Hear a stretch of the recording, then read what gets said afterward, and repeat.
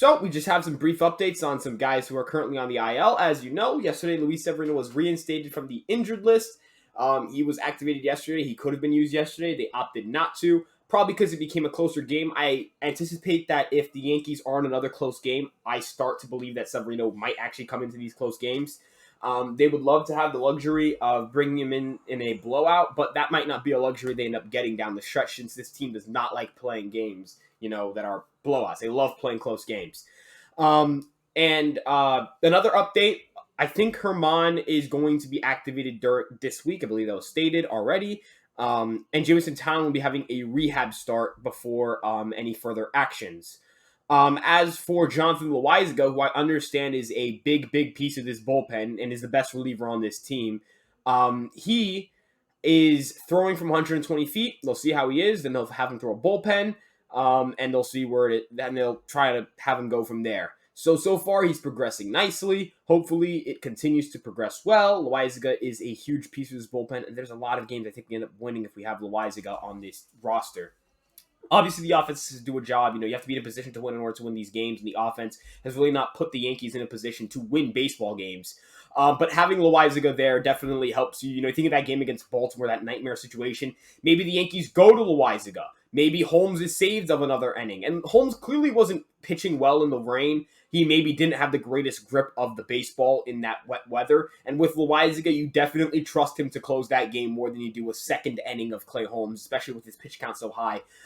You definitely would like to have your best reliever and one of the best relievers in baseball available for that situation. Maybe they steal that win there. You think of the difference between the Yankees and a playoff spot. It is half a game. You take away that one loss and add a win. The Yankees are at that point a game back of Boston, and a game up on or half game up on Toronto.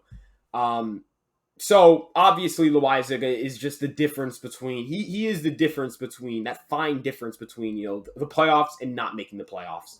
And so we miss him dearly. Maybe Chad Green doesn't get utilized as much. Maybe the Yankees win that game against the Mets that they lost. That could also end up happening because Chad Green was really used a lot in that stretch without Loaizaga, and that clearly affected his performance. It's good to see Green bounce back and give you, 6 straight, 6 up, 6 down yesterday. That's great to see. Clay Holmes still pitching phenomenally. Joely Rodriguez doing a job, and Chapman really locking it down, not really messing around. So that's always great to see. Those are great signs, but Loaizaga just brings another dimension to that bullpen. And I'm bringing up Loaizaga a lot because he is that big piece. Town is obviously huge for the rotation, but I don't think losing Town is as impactful as losing Loaizaga. Same goes for Herman. And so, yeah, if you could have Severino in that bullpen, it definitely gives you depth. It's great to have Sevy back. We'll have to watch him pitch. When we watch him pitch, I'm definitely making a video about that. I love Luis Severino. I could go on about Luis Severino.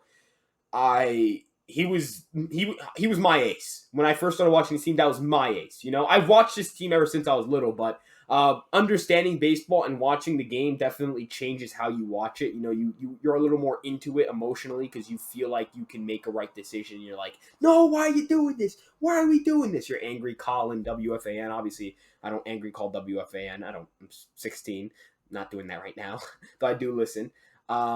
And so I think it was a little bit of a different experience watching Severino in 2017 because that was really the first time we had a dominant pitcher since the early days with CeCe. And so Luis Severino, it's an emotional attachment. It's definitely something where it's like there's some nostalgia to it. The simpler times, the 2017 days, being a 7th, 8th grader, going to school and just talking about that specific game that Sevy pitched with my math teacher. So yeah, I'm going off track here, but those are the updates for the Yankees, and I guess a little side story about why I love Luis Severino so much. But with that being said, if you guys like what I do, please like, comment, and subscribe. I love you guys very dearly. We're closing on 300 subscribers. I can see it already. We're right there. Get us to that checkpoint. Get us right there, please. If you guys enjoy my content, if you guys have any criticism, anything, let me know. If you just want to talk about, if you just want to talk about like Joely Rodriguez's changeup in the comment section, you can do that. Tweet at me at Ryan Garcia ESM. The ESM handle is back, baby. We're back with Empire Sports Media. You already know. Check out all the articles for Empire Sports Media. I'm going to be publishing some stuff as well there. There's a lot of other writers there that do a great job. Yankees, Knicks, Jets, Nets, Giants, Rangers, Islanders, name the team in New York, and they got him. So with that being said, I'll see you guys in the next video. Ryan out.